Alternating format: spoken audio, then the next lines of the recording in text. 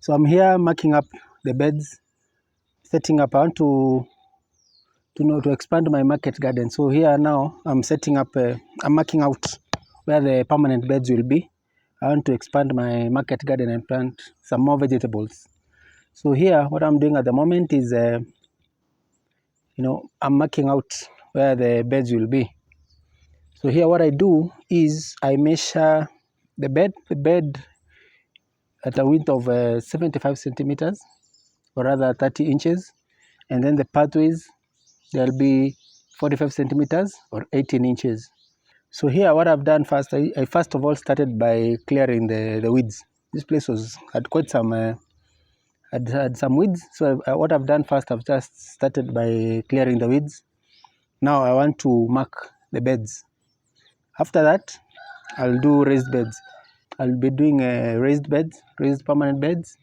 It will be about 15 meters long. Width will be 75 centimeters, or rather 30 inches, and the pathways will be 45 centimeters, or rather 18 inches, and the beds will be 15 meters long.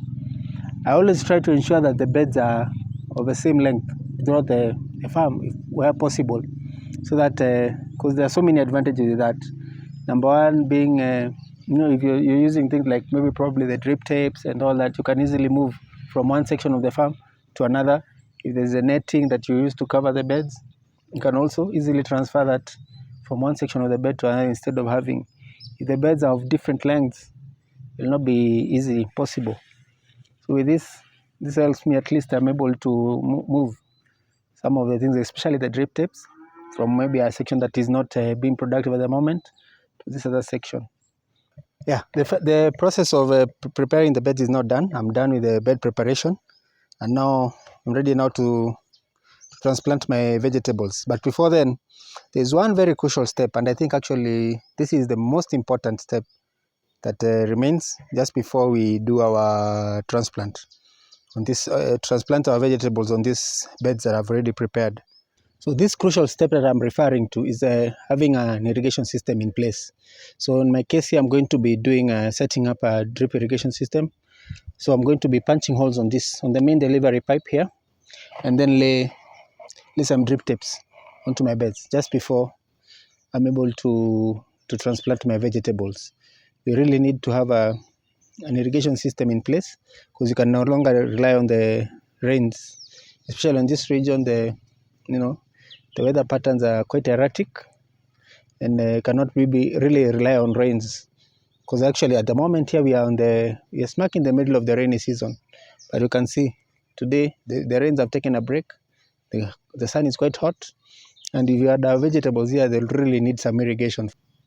Here are some of the tools and equipment that I'll be using to set up my drip irrigation system. I will be using this punching tool to drill the holes on this main delivery pipe. Then later on, I have this rubber grommets. Once I punch the hole onto the main delivery pipe, I'm going to insert these rubber grommets.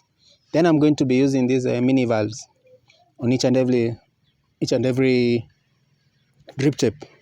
Reason being, because I'll be doing mixed vegetables, from cabbages, tomatoes, onions, and the like. So different crops will require different watering requirements.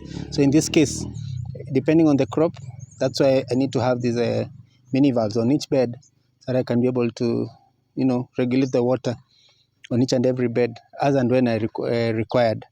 So I'm going to be using mini valves on each and every of the beds, so that I can be able to control each and every specific bed on the kind of water requirements. I also have a measuring tape here, just to ensure that I have an even distribution of the drip tapes, because these beds are 75 centimeters wide, and I'll be laying 2 drip tapes per bed. So what I'm measuring is 25 centimeters from either end, so that the drip tapes can be evenly distributed.